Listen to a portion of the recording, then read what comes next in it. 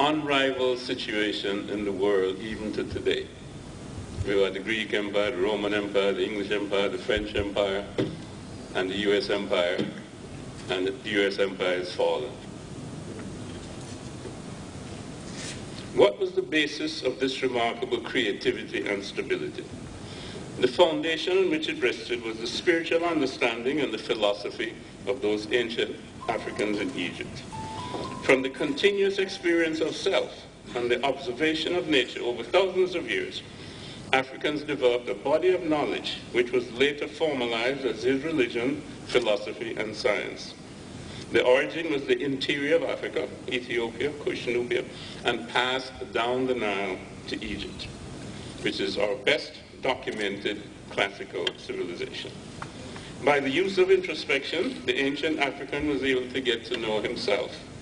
This knowledge indicated both a spiritual and a material self harnessed together. The individual was an indivisible duality of spirit and matter.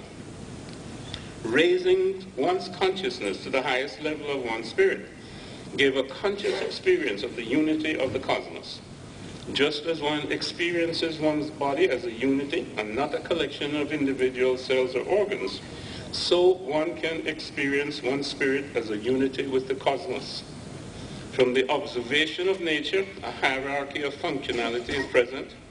Stones are different from plants, which are different from animals, which are different from humans. But since the cosmos is unitary, then each thing is interrelated to each other thing, interdependent and in harmony. In the African traditions, humans are at the apex of the materialistic evolutionary hierarchy to date, a natural process and an uncontrived order. Each of us shares in the divine consciousness that is omnipresent, omniscient, and omnipotent. We are qualitatively similar, but not quantitative, like a drop of water to the ocean. Each of us, however, is a similar drop and are spiritually equal.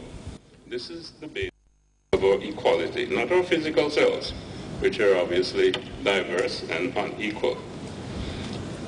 Now, it's interesting that the cornerstone of Western evolutionary theory, called Darwinism, thinks that somehow humanity is here by coincidence, by chance, and that there are chance mutations and natural selection. What that really means is that there's no intelligence in the universe. Yet still, these are people who would claim that they're intelligent. If all humans are equal and identical spiritually, then I should treat my brother or sister as I treat myself and as I wish to be treated. If I give to others, I give therefore to myself. I give to others also that they may give.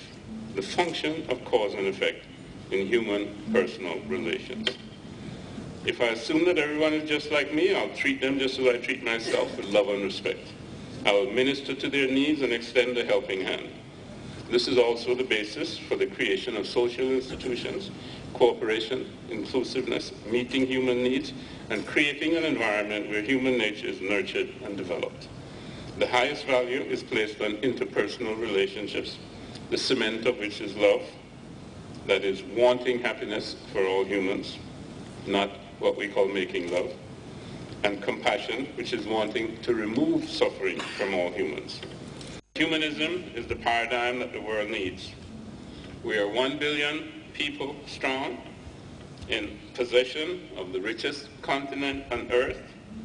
There is no reason why we can't make the 21st century the century of African resurgence and accomplishment. Let us lead the way for a better future for all humanity. Up, you mighty people, you can accomplish what you will. Thank you. I will take it that they have spoken for me. Evolution and development ought to be ongoing. It doesn't have to be encapsulated in a time frame or so. We need to be talking about cultural development and moving forward. Yes, at some point our culture had actually been interrupted because of slavery, but not just slavery. but also colonialism, actually dominance over us by other people. So we need to appreciate the fact that, as everybody has said, humanity started in Africa. A couple of things happened in the evolution of people and the dispersal of people. We were here all together, and we had to actually struggle to fend for ourselves, to look for food. The stronger ones stayed. The weaker ones had to actually abscond to go and find somewhere else of existence. That is the story of the migration. They had to move from here to go elsewhere.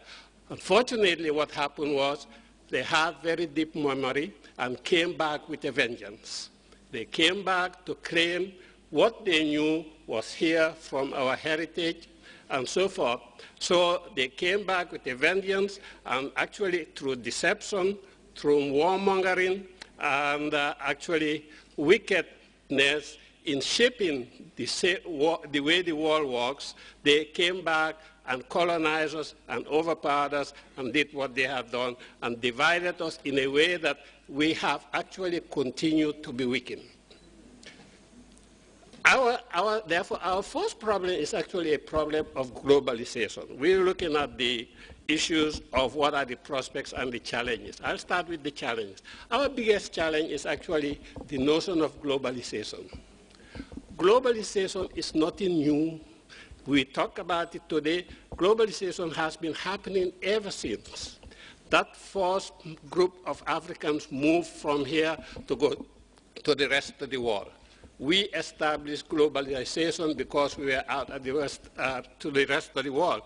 When we talk about globalization now, we are actually talking about globalization with a twist. It is a twist because people have decided, because of selfish reasons, to actually establish certain rules and regulations that will enable them to actually overpower and maintain control of the rest of the world over us. We have had discussions about capitalism, and actually all of these isms that actually the West has come to tell us this is what we should do and bring us Western culture. What had happened is that we have had globalism.